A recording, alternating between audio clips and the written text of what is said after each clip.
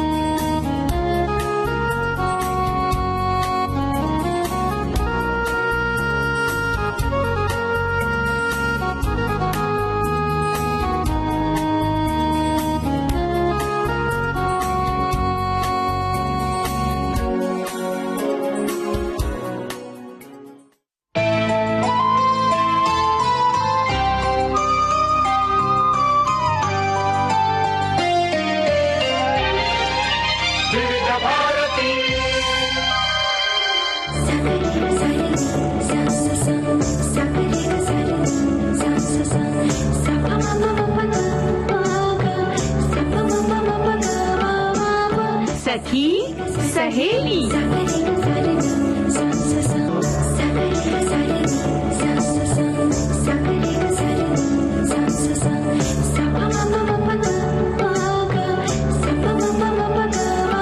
सखी सहेली।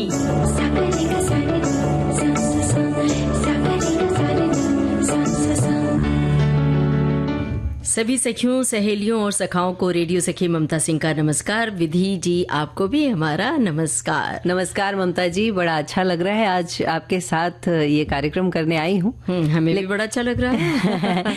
और मैं आपको बड़ी देर से देख रही हूँ। बड़ा ऐसा लग रहा है पता नहीं कौन से ख्यालों में, कौन सी सोच विचार में बैठी हुई हैं। क्या कहें, जिंदगी में सोचना और विचार करना तो मन के घोड़े की तरह चलता रहता है। जैसे मन का घोड़ा कब कहाँ दौड़ कर पहुंच जाएगा, देश दुनिया के किस कोने में आसमान की सैर करने लगेगा, पता नहीं चलता है। और यही तो है जिंदगी का दर्शन। और हम सब जो सोचते हैं, विचार करते हैं, और अगर हम विचार करते हुए जिंदगी के सही मायनों को समझ लें, सही दर्शन को समझ लें और आत्मसात कर लें, अपनी जिंदगी में उतार लें, तो कितना भला हो ना। ममता जी, आपकी बातें सुन के लग रहा है अभी आपका मंडल लेके साध्वी बनने वाले हैं। आप ऐसा कर रहे हैं? ऐसा बिल्कुल नहीं है। दर्शन से मतलब आध्यात्म का कोई बहुत लेना देना नहीं। लोग कहते हैं कि दर्शन मतलब आध्यात्म, ऐसा नहीं। हम आप बातें कर रहे हैं, कोई ऐसी बात निकल आए, कोई वाक्य निकल आता है, वो भी तो दर्शन ही है ना। हमारे जीवन का फलसफा क्या है वो अब हम ही सब कुछ बता देंगे तो हमारे श्रोता क्या बताएंगे? तो उनको भी बताना चाहिए। हाँ, तो हमारे पास लिखना चाहिए। बिल्कुल। लेकिन लिखने के पहले मैं बताना चाहती हूँ कि आज हम किन विषयों पे चर्चा करेंगे, क्योंकि श्रोता हैं जो हमारे सोशल मीडिया से नहीं जुड़े होते हैं तो उन्हें विषय पता होने चाहिए। तो आज हम बात करेंगे विश्व दर्शन दिवस पर। और एक बहुत बड़ी खुशी की बात है या समस्या की बात है, साइबर क्राइम से बचना आसान होता है, चिंता की बात नहीं होती, बस उससे बचना है। कई बार हम मोह माया में पड़ जाते हैं, और जैसे कई बार मैसेज आता है तो सोचते हैं, टच करके देखते हैं कि इसके अंदर क्या है। और बड़े प्रलोभन वाले मैसेज आते हैं, संदेश आते हैं, जिसमें कि अरे आप तो विजित हो गए हैं, फलाना लॉटरी लग गई है, आपको लाखों रुपए मिल गए हैं। हाँ, तो इस मोह माया के चक्रव्यूह से हम सबको निकलना चाहिए और इसमें फंसना नहीं चाहिए। जब तक कोई जानकारी आपको ना हो, उसमें आपको टच नहीं करना चाहिए। और आजकल तो ये भी तरीका चल पड़ा है साइबर क्राइम का कि आपके पास फोन आता है कि आपका कुरियर आया है। आप पूछते हैं कि अच्छा कहाँ से आया है, वो तो लिखा नहीं है, तो आपका एड्रेस बता दीजिए। तो ये मेरे साथ भी हुआ। तो मैंने कहा कि एड्रेस, मेरा जब एड्रेस पता नहीं है तो जब कुरियर आया है तो पता होगा भाई, तो पता ही नहीं। तो ऐसे में आपको तुरंत क्रॉस क्वेश्चन करना चाहिए और सतर्क हो जाना चाहिए कि इस मोह में न पड़े कि पता नहीं कौन सा कुरियर आया, वाह वाह, कहीं तोहफा ना हो। इस सब के लालच से बचे। तो आप ऐसा आपने मेरे साथ भी किया था, आपने फोन किया था, ये तुम्हारा कुरियर है क्या? भूल नहीं सकते दीपावली के उस दिन को। तो बिल्कुल, तो अनजान जब भी तोहफा भी आ जाता है, कई बार मित्र कई बार सरप्राइज देते हैं, तब भी ये नौबत आ जाती है। और सचमुच वो दिवाली का तोहफा था और उसमें नाम नहीं लिखा था, हमारे बहुत पारिवारिक मित्र ने भेजा था और वो उन्होंने बहुत समय तक नहीं बताया। तो हमने कई मित्रों से पूछा, जिनमें आप भी थी, हमने आपसे भी पूछा क्योंकि एक दिन पता वो आपने मांगा था हमारे घर का। और फिर उसके बाद फिर अचानक एक दिन संदेश आया कि कैसी लगी मिठाई और कैसा लगा गिफ्ट। हमने कहा कौन सा गिफ्ट? तब तक मिठाई खा चुके थे। नहीं, किसी को दे चुके थे, खिला चुके थे जी, क्योंकि बहुत सारी मिठाइयाँ दिवाली पर इकट्ठी हो जाती हैं। और बहरहाल ये तो हमारे श्रोता बताएंगे, जरूर बताएंगे, उनके भी जीवन में कई सारे ऐसे संयोग बने होंगे, वो बताएंगे।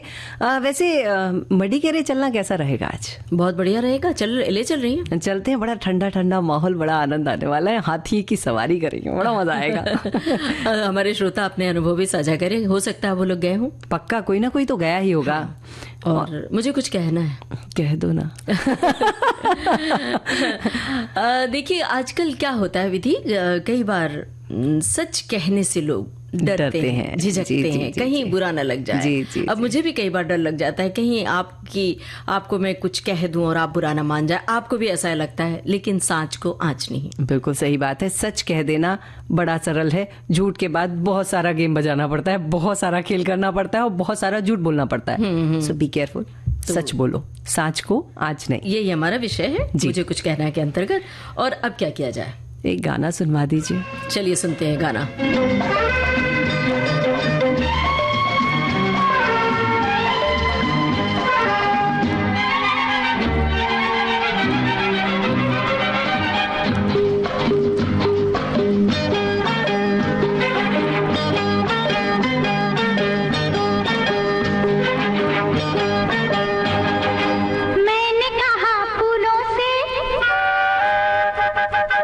मैंने कहा फूलों से हंसो तो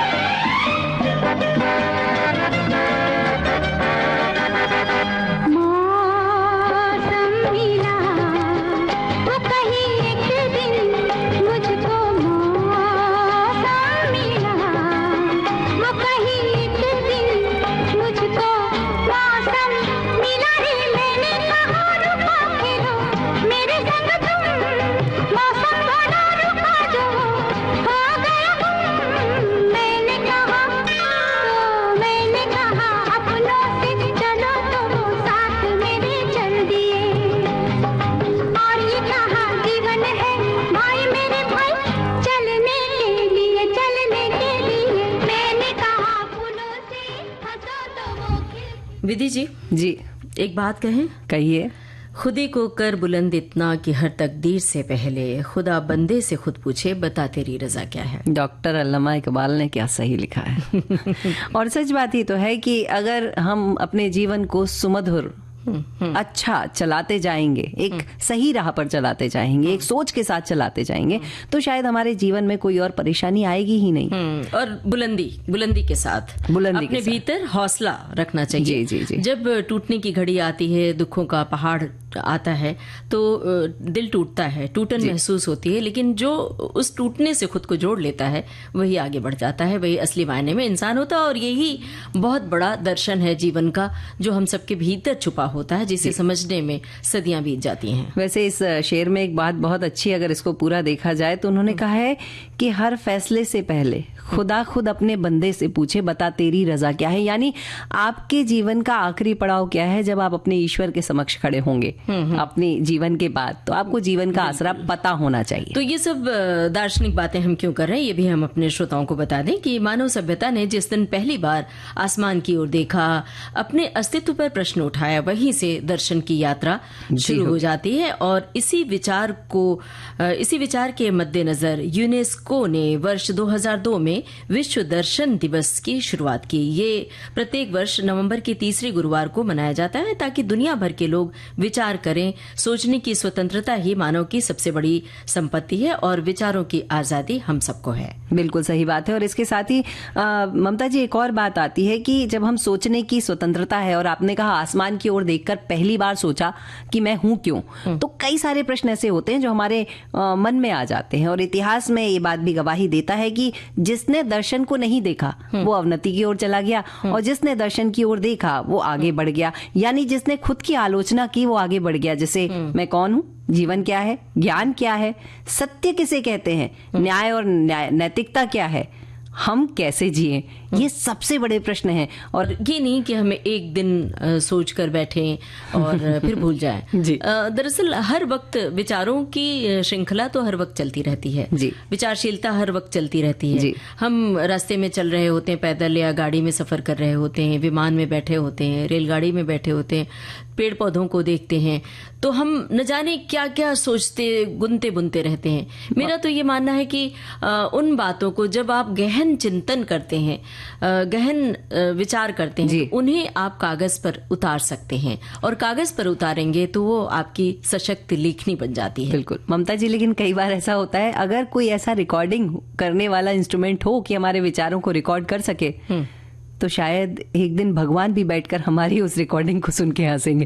क्योंकि कई बार हम इतना अजूबा कुछ सोच लेते हैं। कई बार तो पता है, मेरे दर्शन में तो कई बार ये भी ख्याल आता है, हमारे कई श्रोताओं को भी आता होगा, कि काश कोई बहुत बड़ा रईस ज्यादा हमें मिल जाता और वो मुझे बेटी बना लेता, काम खत्म, मेहनत नहीं करनी पड़ेगी। ऐसे विचार भी आपके मन में आते।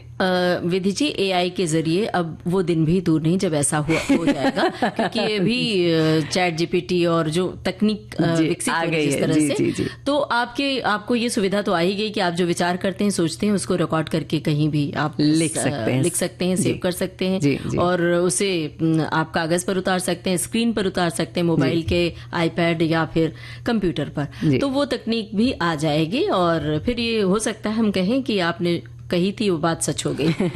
एक बहुत अच्छा श्लोक मैंने पढ़ा था, यथा चिंत्यति मनः ततथा भवति। अर्थात जैसा मन सोचता है मनुष्य वैसा ही बन जाता है। कितनी गूढ़ बात है ये। और इसी को बात लेकर कहा भी है कि दृश्यते अन्वार्थते, यानी जिसे देखकर और परख कर समझा जा सके वही दर्शन है। तो अपना दर्शन अगर अच्छा होगा ममता जी, सोच हमारी अच्छी होगी, हमारा दर्शन अच्छा होगा, सोच अच्छी होगी, तो हमारा जीवन भी उतना ही उत्कृष्ट होगा, उतना ही अच्छा होगा। और तमाम शोध खोज इसी तरह से हुए।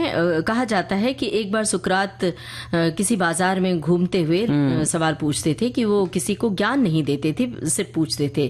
तो उनसे सवाल पूछा गया कि न्याय क्या है, सुंदरता क्या है, सच्चाई क्या है। जब कोई व्यक्ति उत्तर देता तो सुकरात सुकरात उससे और गहरे सवाल पूछते। यहाँ तक कि बोलने वाले को एहसास हो जाता था कि वो जिस चीज को न्याय समझ रहा था उसे वास्तव में पूरी तरह नहीं जानता। तो इस प्रक्रिया को सुकरात की पद्धति कहा जाता है। और सुकरात ने कहा था कि मैं जानता हूं कि मैं कुछ नहीं जानता, और उनका यही मानना उन्हें अपने समय का सबसे बुद्धिमान व्यक्ति बनाता था। जी बिल्कुल। एक बहुत अच्छा शेर पढ़ा था कि नजर बदलो तो नजारे बदल जाते हैं, सोच बदलो तो सितारे बदल जाते हैं। और इसी नजर और सोच को लेकर हम एक गीत सुन लें, उसके बाद आगे हम दर्शन के बारे में। ये गीत भी एक दर्शन के रूप में है, एक पहेली है, जिंदगी कैसी पहेली, हम सब नहीं समझ पाते हैं। देखते हैं योगेश साहब ने क्या कहा है, मन्ना डे की आवाज में सुनते हैं।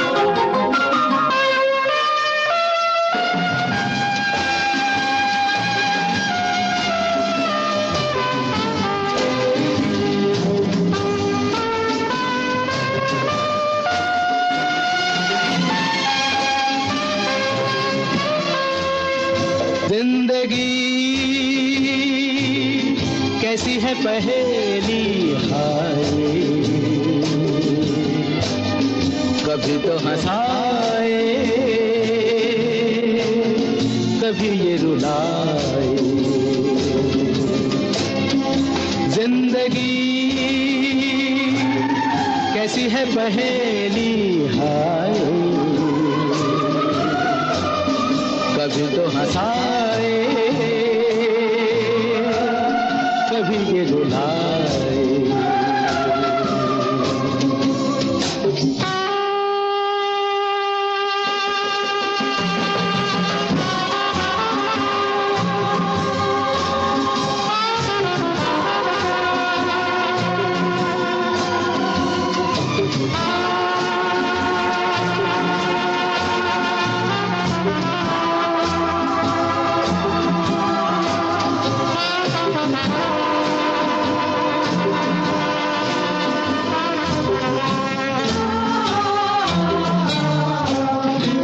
भी देखो मन नहीं जागे,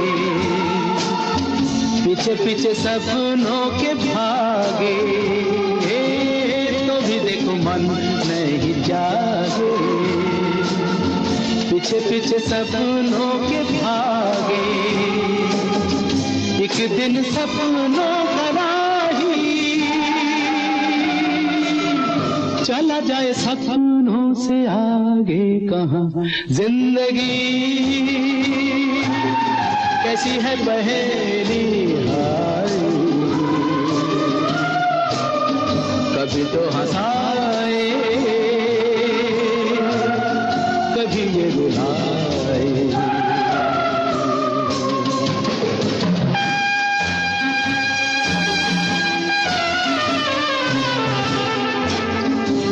ममता जी, बड़ा अच्छा लग रहा था ये गीत सुनकर।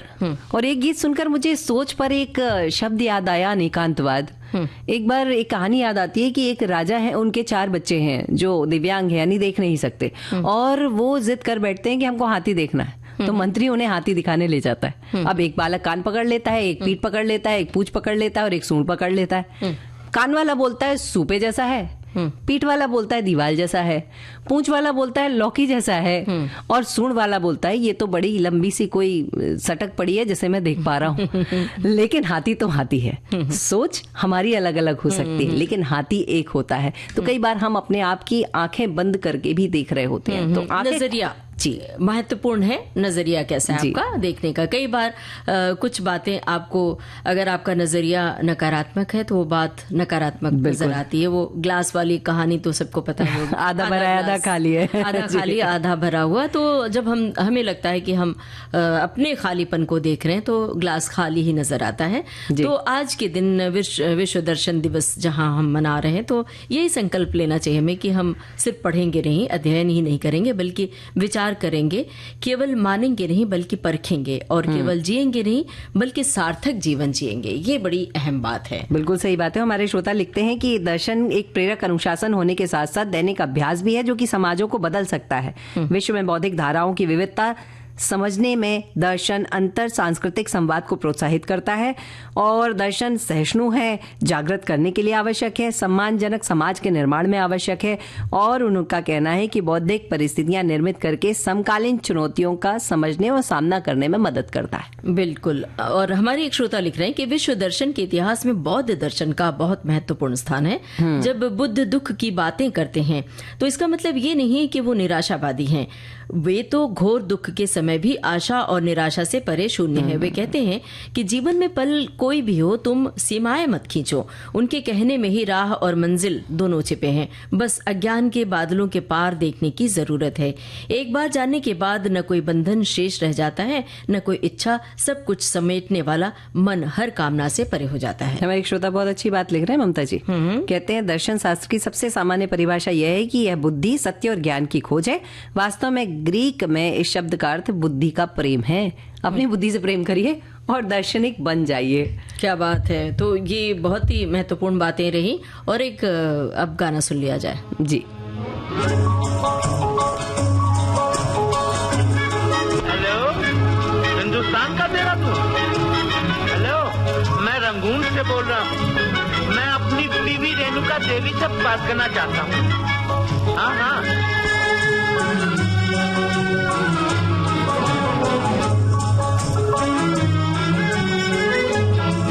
मेरे पिया, ओ मेरे पिया गए रंगून, किया है वहाँ से टेलीफोन। तुम्हारी याद सताती है, तुम्हारी याद सताती है, जिया में आग लगाती है। मेरे पिया गए रंगून, किया है वहाँ से टेलीफोन। तुम्हारी याद सताती है, तुम्हारी याद सताती है, जिया में आग लगाती है।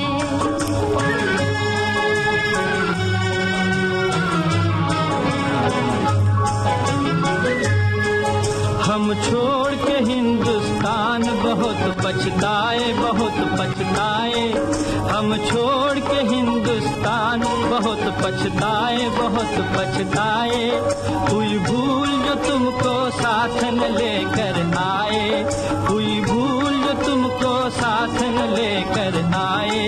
हम बर्मा की गलियों में और तुम हो देहरादून। तुम्हारी याद सताती है, तुम्हारी याद सताती है, जिया में आग लगाती है। मेरे पिया गए रंगून, किया है वहाँ से टेलीफोन। तुम्हारी याद सताती है, तुम्हारी याद सताती है, जिया में आग लगाती है।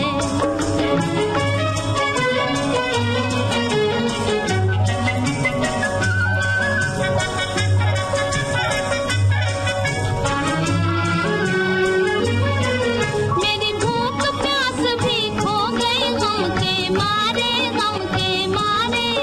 मेरी भूख प्यास भी खो गई गम के मारे, गम के मारे। मैं अधमोई सी हो गई गम के मारे, मैं अधमोई सी हो गई गम के मारे। तुम बिन साजन जनवरी फरवरी बन गए मई और जून। तुम्हारी याद सताती है, तुम्हारी याद सताती है, जिया में आग लगाती है। मेरे पिया गए रंगून, किया है वहाँ से टेलीफोन। तुम्हारी याद सताती है, तुम्हारी याद सताती है, जिया में आग लगाती है।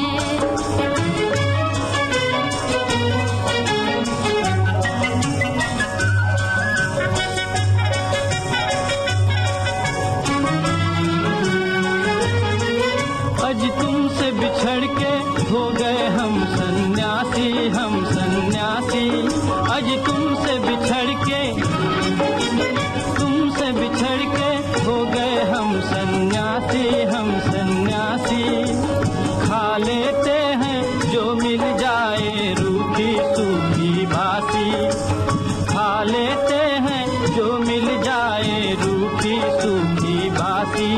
आज लुंगी बांध के करें गुजारा, भूल गए पतलू धुन, तुम्हारी याद सताती है, तुम्हारी याद सताती है, दिया में आग लगाती है। मेरे पिया के रंग किया है वहाँ से टेलीफोन, तुम्हारी याद सताती है, तुम्हारी याद सताती है, दिया में आग लगाती है। ममता जी, ये गीत सुनते सुनते मुझे एक बात याद आई। बहुत सारी बातें याद आती है वैसे तो आपको किस्से कहानियां बहुत सारी, हाँ, लेकिन यादों के गहवर से निकलिए, बताइए क्या याद आई? बात ये याद आई कि पहले जो फोन था शुरुआती दौर में, तो फोन एक जगह बना रहता था, हमारा परिवार एक साथ बैठा रहता था। अब हम फोन से बंद के बैठ जाते हैं, एक एक कोने में सब लोग बैठ जाते हैं, एक ही कमरे में सबके पास एक एक फोन होता है और उनकी फोन की दुनिया सबकी अलग अलग होती है और एक दूसरे के विचारों के तार बिल्कुल दूर दूर हो जाते हैं और अलग अलग हो जाते हैं। जी बिल्कुल। और आप अभी थोड़ी देर पहले दर्शन की बात कर रही थी, तो हम मोबाइल में रील देखते देखते दर्शन कहाँ से सोचे। तो मतलब अगर सोच विचार करना है तो थोड़ी देर तकनीक से दूर जाना पड़ेगा, थोड़ी देर कुदरत की छांव में जाना पड़ेगा, थोड़ी देर आसमानों को देखना पड़ेगा, तारों को देखना पड़ेगा और धूप और हवा के बीच जाना पड़ेगा। आप मतलब तो बिल्कुल गुलजारियत पे जा रही हैं। श्रोताओं से मेरा ये सवाल है कि पिछली दफा आप सुबह उठकर उगते हुए सूरज को कब देखा था? क्या बात है। और डूबते हुए सूरज की शाम को कब देखा था? हमें अगर याद करें तो अरसा हो जाता। उठ तो जाते हैं सुबह जी।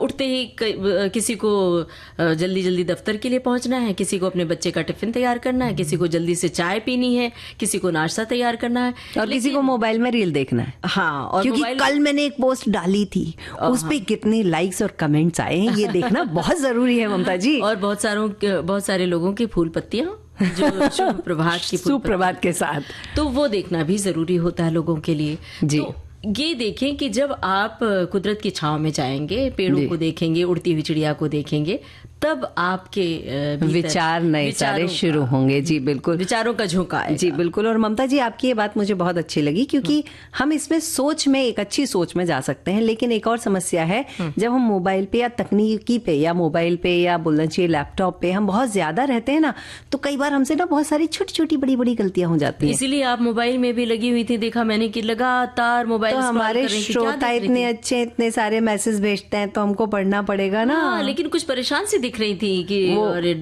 आपने कहा अरे क्या हो गया। श्रोताओं को तो हमारे विविध भारती के फेसबुक पेज पे मैसेज भेजना है, मेरे पर्सनल पे इतने सारे मैसेज आ रहे हैं, वो मैं टेंशन में आ गई कि ये कुछ गलत तो नहीं जी है। बस ये तो सतर्कता बहुत जरूरी है, क्योंकि जब मोबाइल में बहुत सारे मैसेजेस आ रहे हों तो आप थोड़े से सतर्क रहें, तो जो साइबर क्राइम होता है उससे बच जाएंगे। और ये एक बहुत ही महत्वपूर्ण मुद्दा है, लेकिन हम आपको अभी कुछ बोलने नहीं देंगे, क्योंकि ले रहे एक छोटा सा ब्रेक। स्वागत है।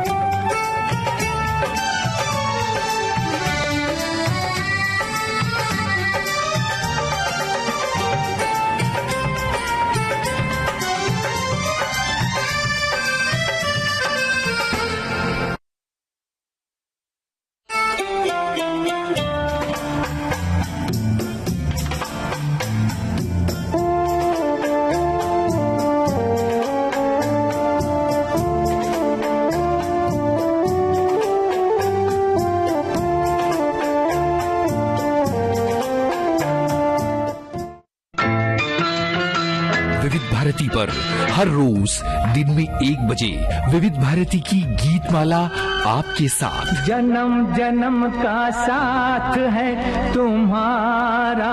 इस कार्यक्रम में हर पायदान पर होगी आपकी भागीदारी। हम और तुम, तो हम और आप पिरोएंगे गीतों की इस माला के मोती साथ साथ। हम साथ हैं। जुड़े रहिए हमारे साथ विविध भारती के फेसबुक पेज पर।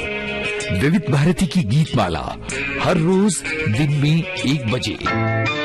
विविध भारती, आपका जीवन संगीत। हाय हाय विविध भारती से यह कार्यक्रम सखी सहेली, और विधि जी हम ब्रेक पर जाने से पहले बात कर रहे थे बड़े ही महत्वपूर्ण मुद्दे पर।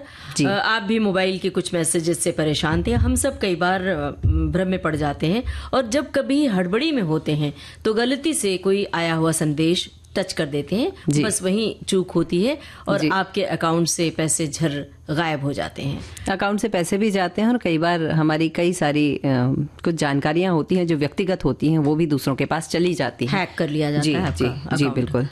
और तो ममता जी 21वीं सदी है, डिजिटल क्रांति है और उसके साथ जीना अति आवश्यक है, क्योंकि अगर आप रुक जाएंगे तो आप पीछे रह जाएंगे। बिल्कुल। इसलिए internet, smartphone, online banking, digital payment, social media, e commerce, सब कुछ आपको करना जरूरी है। आर्टिफिशियल इंटेलिजेंस के साथ भी जीना जरूरी है और उसके साथ दौड़ना भी जरूरी है। लेकिन इसके साथ ही जैसे हम बचपन में पढ़ा करते थे ना कि विज्ञान के आविष्कार का जो निबंध था वो पढ़ते थे कि अगर कुछ फायदे हैं तो कुछ नुकसान भी हैं। तो इसका एक नुकसान, केवल छोटा सा नुकसान है, वो है साइबर क्राइम, और हमें उस नुकसान के साथ थोड़ा सा जीना पड़ता है। तो कई बार मोबाइल, लैपटॉप, इंटरनेट की मदद से फ्रॉड हो जाता है, फिशिंग हो जाती है, डेटा चोरी होता है। आपने बताया कि पैसे निकल जाते हैं, ओटीपी से धोखाधड़ी हो जाती है, सिम स्वैप हो जाती है, हमारी यूपीआई की ठगी हो जाती है, बहुत कुछ ऐसा है जो होता रहता है। और इस सब से बचने के लिए हमें बहुत आसानी से, बहुत सरलता से सीधा सा जीवन जीना है।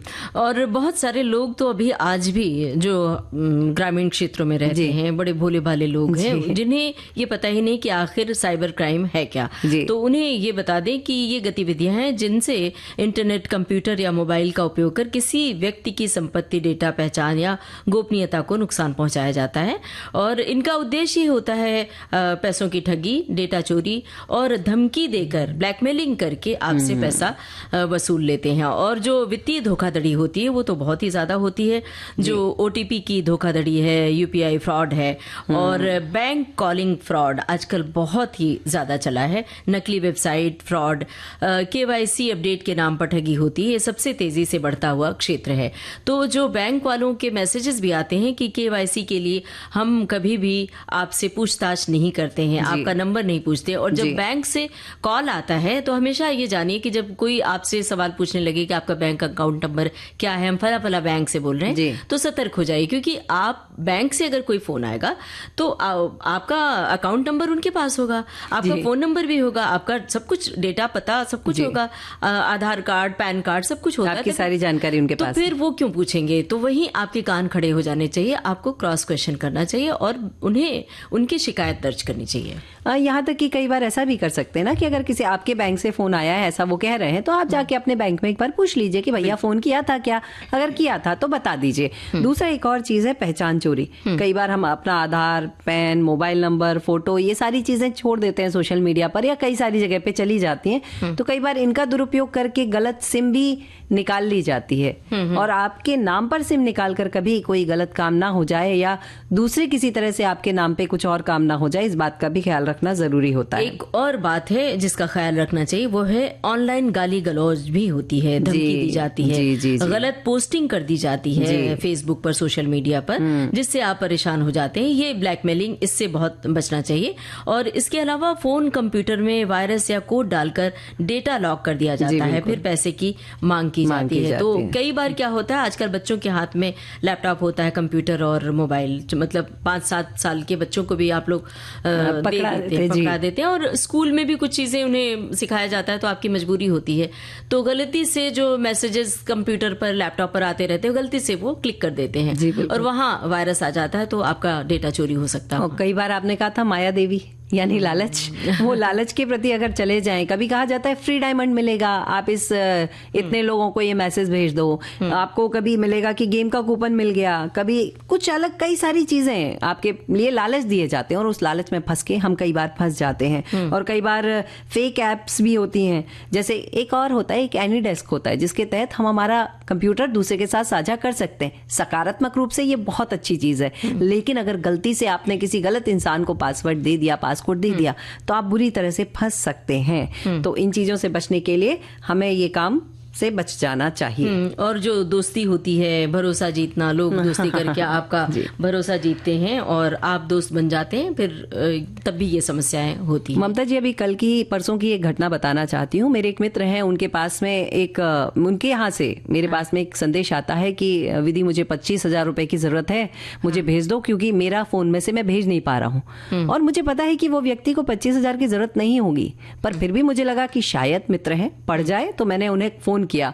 मैं कहा, भाई 50 भेजना है, 50 भेज देती हूँ। तो बोला, किसको 50 भेज रही है? मैंने कहा, ऐसा ऐसा मैसेज आया है। बोले, मेरा व्हाट्सएप हैक हो चुका है। और ये हुआ क्या कि उनकी एक मित्र ने उनको एक फोन लगाया, उनकी मित्र के पास से उनके पास व्हाट्सएप आया कि तुम्हारे पास एक OTP आया है, वो मुझे दे दो। उन्होंने दिया तो उनकी मित्र का पहले ही व्हाट्सएप हैक था, फिर इनका भी हो गया। और अगर मैं होशियारी नहीं दिखाती तो मेरा भी हैक हो जाता, ये पैसे जाते।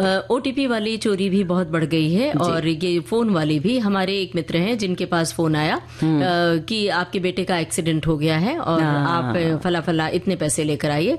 ऐसे फोन से लोग तुरंत घबरा जाते हैं, माता पिता। तो पिता ने कहा कि अभी थोड़ी देर पहले तो मेरे बेटे से, वो हॉस्टल में रहते हैं, अभी तो थोड़ी देर पहले बात हुई थी, फिर इसका अचानक कैसे हो गया? तो उन्होंने अपने पहले बोला कि अच्छा ठीक है, फोन रखो, और बेटे को फोन लगाया। समझदारी ये की कि बेटे को फोन लगाया, तो पता चला नहीं पापा, मैं तो यहाँ हूँ, कॉलेज में हूँ, कोई दिक्कत नहीं। ये और दूसरा कि लोग आते हैं और कोई सामान लेकर और OTP मांगते हैं कि OTP दीजिए। जैसे ही आप वो OTP देते हैं अनजान, और ऐसे आपके बैंक अकाउंट से पैसे चले जाते हैं। अभी हाल ही में क्या हुआ, जो KYC अपडेट का झांसा दिया जाता है, एक व्यक्ति को SMS मिला कि आपका सिम KYC अधूरा है, 24 घंटे में बंद हो जाएगा। तो वो डर गया, उन्होंने दिए गए नंबर पर कॉल किया। अपराधी ने कहा कि एनी डेस्क डाउनलोड कीजिए, हम आपका KYC अपडेट कर देंगे अभी तुरंत। और कुछ ही मिनटों में बैंक खाते से उनके बहुत सारे पैसे निकल गए, लाखों की संख्या में पैसे निकल गए। एक और घटना घटी कि एक सरकारी वेबसाइट को किसी ने हैक कर लिया था, और उन लोगों के पास फोन आया कि आप यहाँ से खाद सीमेंट जो भी है आप उसका वो ले सकते हैं। तो उन्होंने वहां से एजेंसी लेने का प्रयास किया, एजेंसी लेने लगे, पैसे भेजने लगे, और थोड़े दिन बाद पता पड़ा कि वो वेबसाइट ही हैक कर ली गई थी। तो ऐसी घटनाएं भी होती हैं। तो जब आप किसी दूसरी वेबसाइट पे भी जाते हैं तो कम से कम वहां के एक अधिकारी को फोन लगा के अवश्य बात करें। विधि जी, घटनाओं की भरमार है, तो अगर हम घटनाएं बताते चलेंगे तो बहुत सारा वक्त चला जाएगा। बचे कैसे, ये हम बता देते हैं कि कैसे सजग रहें। साइबर क्राइम हेल्पलाइन है 1930, और राष्ट्रीय साइबर अपराध पोर्टल भी है। बताइए कौन से पोर्टल पर? www.cybercrime.gov.in। इस पर जाकर आप अपनी शिकायत डाल सकते हैं, और शिकायत दर्ज करने के लिए आप CRT-IN, Indian computer emergency response team है, उसके पास भी जा सकते हैं। डिजिटल इंडिया अभियान के तहत भी आपको कई सारी चीजें बताई जा रही हैं। और भारत में हर महीने के पहले बुधवार को साइबर जागरूकता दिवस भी मनाया जाता है, वहां पे भी आपको ये सारी जानकारी दी जाती है। और RBI द्वारा जागरूकता अभियान, खाता संख्या, OTP, CVV न बताने की सलाह, UPI सुरक्षा दिवस दिशा निर्देश भी दिया जाता है। तो ये सब जानकारी गवर्नमेंट की ओर से, भारत सरकार की ओर से दी जाती है, जिससे आप सतर्क रह सकते हैं और अपनी शिकायत दर्ज कर सकते हैं। बिल्कुल सही बात है। बस थोड़ी सी सतर्कता ये है कि जैसे ही अगर आपके पास कुछ घटना होती है तो शुरुआत के जो मिनट होते हैं ना, बहुत महत्वपूर्ण होते हैं ममता जी। तुरंत शिकायत कर दीजिए और तुरंत बैंक को कॉल करके अपना कार्ड ब्लॉक करवा दीजिए। अपनी screenshot, call log, black message, जो कुछ भी इंफॉर्मेशन आपके पास है, सब कुछ सुरक्षित किसी और फोन में कर लीजिए, ताकि आप पुलिस को सबसे पहले 1930 पर कॉल करें। बिल्कुल। और बैंक को कॉल करके अपने खाते और कार्ड को तुरंत ब्लॉक कर दें। और सबूत सुरक्षित रखें, स्क्रीनशॉट, कॉल लॉग, ये सब रखें, उसे डिलीट ना करें। हाँ, क्योंकि यही चीजें आपको आगे आपका जो पैसा है या जो भी समस्या है उससे निपटाने में मदद करेंगे। वरना फिर होता क्या है कि हम सोचते हैं कि ये क्या हुआ, कैसे हुआ, कब हुआ, अब क्या सुनाए, ये क्या हुआ, कैसे हुआ, कब हुआ, क्यों हुआ, जब हुआ तब हुआ, ओ छोड़ो ये न सोचो, कब हुआ, क्यों हुआ, जब हुआ तब हुआ, ओ छोड़ो ये न सोचो।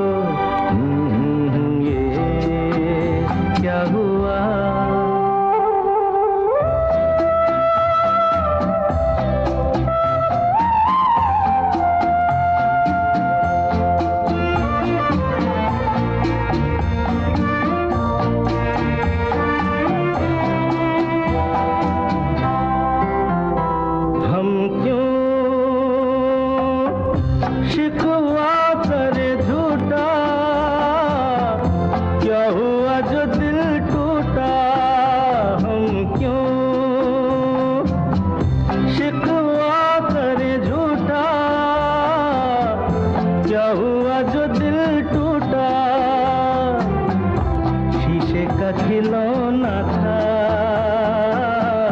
कुछ ना कुछ तो होना था। हुआ ये क्या हुआ, कैसे हुआ, कब हुआ, क्यों हुआ।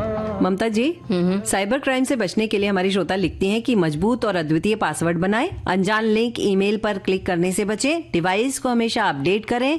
इसके अतिरिक्त ऑनलाइन खातों के लिए 2 कारक प्रमाणीकरण यानी 2 फैक्टर ऑथेंटिकेशन का प्रयोग करें। संवेदनशील व्यक्ति को या किसी को भी अपनी कोई जानकारी ना दें और अपने वाईफाई, सार्वजनिक वाईफाई जो होता है उसे साझा ना करें।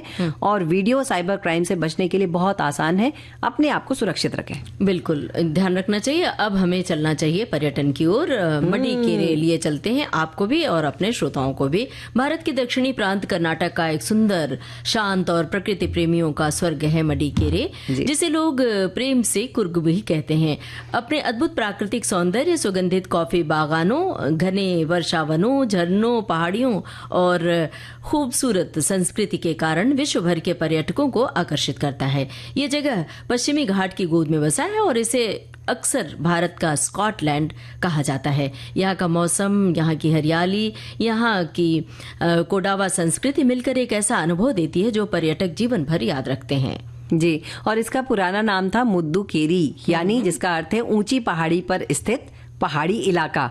मडिकेरे कर्नाटक के कोडगु जिले का मुख्यालय है और यह बहुत सुंदर पर्वत है जो 1170 मीटर की ऊंचाई पर है। समय के साथ यह मडिकेरे बन गया है और यहाँ का सुहावना मौसम, जब आप यहाँ जाएंगी ममता जी, बहुत आनंद आ जाएगा, क्योंकि इसमें पश्चिमी घाट की ऊंचाइयां, घने वर्षावन और बारिश प्रतिवर्ष होती है और बहुत सुंदर हरा भरा रहता है। और यहाँ की विशेषकर नदियां जो हैं वो कावेरी नदी इसकी जीवन रेखा जानी जाती है। और यहाँ पर घूमने के लिए बहुत सारी जगह हैं, आप मुझे बता रही थी, पर घूमने के लिए अक्टूबर से मई का मौसम जो है वो सबसे अच्छा है। बिल्कुल, और जगहें बहुत सारी हैं। राजा की सीट, यहाँ से पहाड़ियों के ऊपर सूर्योदय और सूर्यास्त का दिव्य नजारा दिखाई देता है। और ये जगह प्राचीन कोडावा राजाओं का विश्राम स्थल भी माना जाता है। एबी जलप्रपात मडिकेरे के घने जंगलों के भीतर स्थित है। ये झरना वर्षा में बहुत ही सुंदर रूप दिखाई देता है, बल्कि कहें कि प्रचंड रूप ले लेता है। और कॉफी बागानों से होकर यहाँ पहुंचना एक रोमांचक अनुभव होता है। मडिकेरे फोर्ट में भी जा सकते हैं जो 17वीं शताब्दी में बनाया गया था और बाद में इसे फिर से पुनर्निर्माण किया गया। ब्रिटिश काल में भी कई संरचनाएं जोड़ी गई और यहाँ संग्रहालय भी है। ओमकारेश्वर मंदिर भी जा सकते हैं, जिसे 1820 में राजा लिंगराज द्वितीय तैयार करवाया गया था। और ताला कावेरी, मंडलपट्टी, कॉफी बागान और ऐसी बहुत सारी जगह हैं जहां आप जा सकते हैं। और यहाँ की संस्कृति और जीवन शैली भी गजब की है। मडिकेरे की संस्कृति पर कोडावा परंपराओं का बड़ा ही गहरा प्रभाव है और कोडावा समुदाय की अपनी अनूठी बोली है, पहनावा है, खान पान है। और पुरुष कुप्पिया पहनते हैं और महिलाएं सुंदर कोडावा शैली में साड़ी पहनती हैं। और यहाँ नृत्य जो होता है वो कोडावा नृत्य होता है। और केपी कालन पुत्तारी यानी धान कटाई का पर्व इसे यहाँ पर बहुत धूमधाम से मनाते हैं। गजब। मडिकेरे का भोजन भी विशेष होता है, मसालेदार और बड़ा खुशबूदार होता है। और जैसे कुछ लोकप्रिय व्यंजन भी है, कोडावा पंडी करी, कुंडू बुट्टू, नूले पुट्टू, कॉफी वगैरह वगैरह। और जब जाएंगे तब इसका स्वाद हम ले सकेंगे। ममता जी, ये मसालेदार इसलिए होता है क्योंकि वहां से अगर आप जाएंगे ना तो बहुत सारे मसाले खरीद कर ला सकते सकते, हम तो खरीद कर लाए थे और बहुत स्वाद मसाले होते हैं। क्या बात है। सुगंधित कॉफी बीन्स आज मतलब कितने वर्षों से वो लगातार हमारे साथ में है। काली मिर्च, इलायची, दालचीनी, हस्त में निर्मित वुडन क्राफ्ट, कोडावा परंपरा से जुड़े हुए सजावटी सामान भी यहाँ मिलते हैं। लेकिन जाएं कैसे ये भी तो बताना चाहिए। हाँ, बताइए, सड़क बताइए। मार्ग से जाना है तो मैसूर से लगभग 125 किलोमीटर, बेंगलुरु से लगभग 260 किलोमीटर की दूरी है और केरल के कुन्नूर से लगभग 110 किलोमीटर और रेलवे स्टेशन से कुक स्टेशन नहीं है। निकटतम स्टेशन जो है वो है मैसूर और हसन। और अगर एयरपोर्ट से जाना है तो मैसूर एयरपोर्ट और मंगलुरु अंतर्राष्ट्रीय हवाई अड्डा भी आपके लिए मिल जाएगा। एक बहुत सुंदर पर्यटन स्थल जहां प्रकृति है, इतिहास है, संस्कृति है, आध्यात्मिकता है, रोमांच है और बताऊं यहाँ पे सुंदर झरने हैं और सुंदर वादियां हैं और कर्नाटक का रत्न है और इसके साथ यहाँ बहुत सुंदर सुंदर हाथी भी देखने मिलते हैं। क्या बात है। तो हमें लगता है कि हमारे श्रोता जरूर जाएंगे। अगर कोई श्रोता गए हैं तो अपना अनुभव साझा कर सकते हैं विविध भारती के फेसबुक पेज पर। फिलहाल ये गाना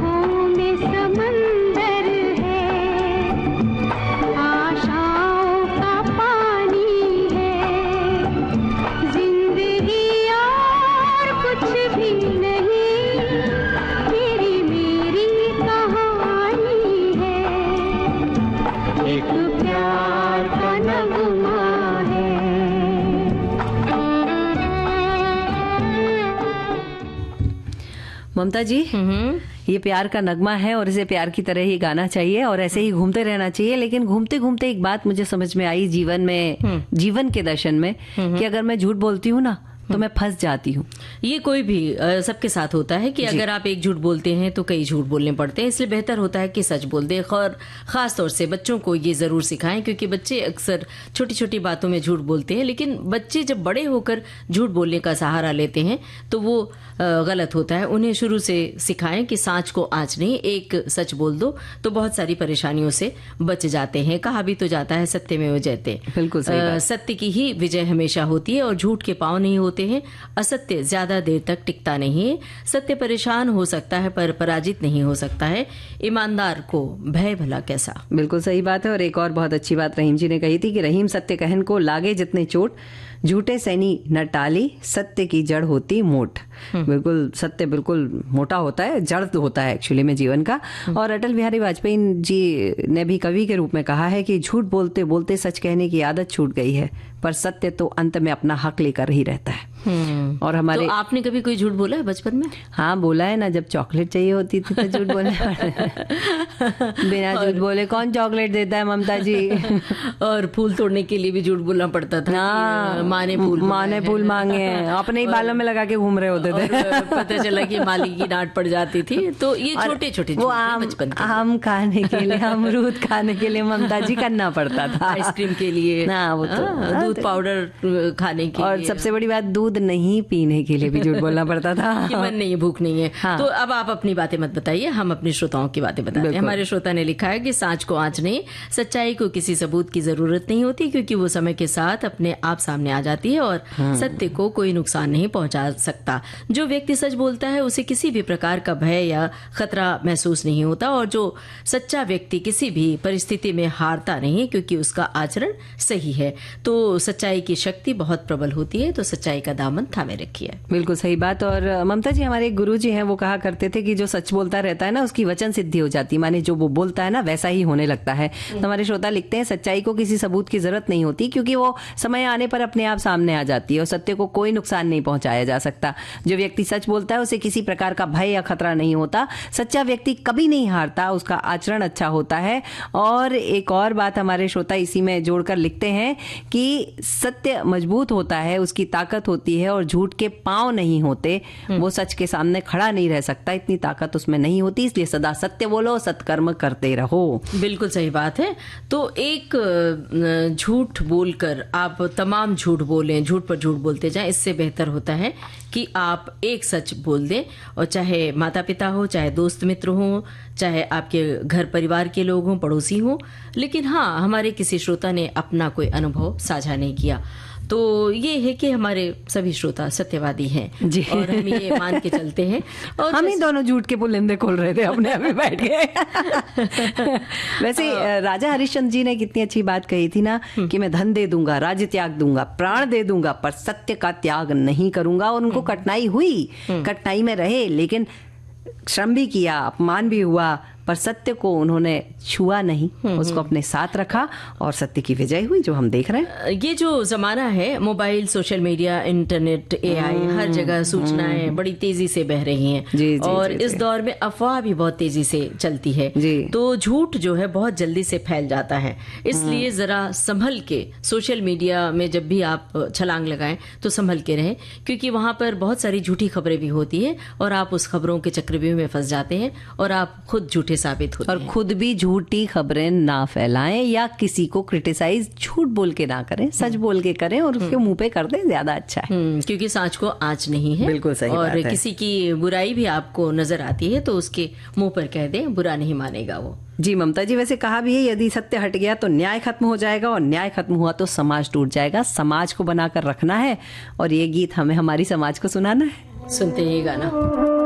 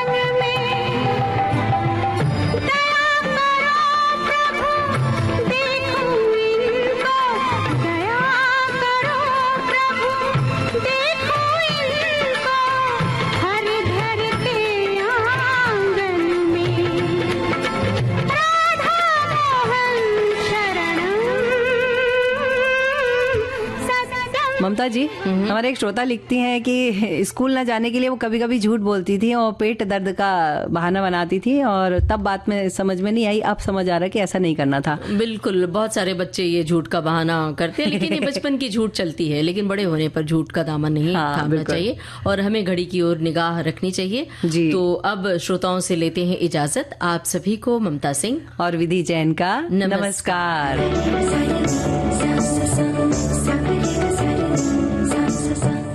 सखी सहेली कार्यक्रम की प्रोड्यूसर अनुश्री पाठक।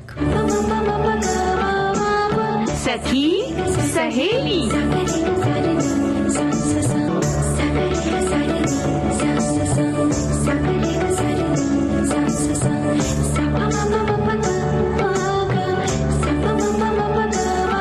सखी सहेली।